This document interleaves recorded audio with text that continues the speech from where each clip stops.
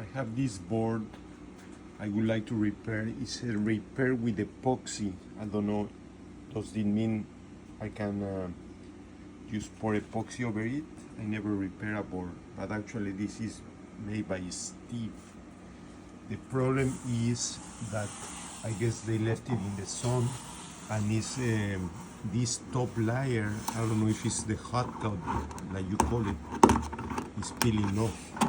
Not all, so, but a lot of pieces come off.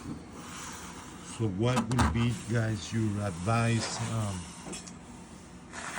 I start sanding it. This piece is nice, but when I sand it, I guess I get to the foam in some spots. This looks like pink.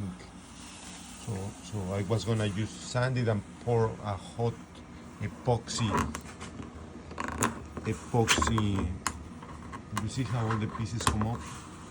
A hot epoxy from green, I think was green light something. So I'm gonna finish sanding it a little more, but I don't wanna do it if you guys think I'm gonna need to put a whole cloth, because I don't know if I can do it with epoxy, right? Never, but I guess this means the board is made with epoxy. Well, please, if you have one advice how to replace, how to finish this Walden board, let me know.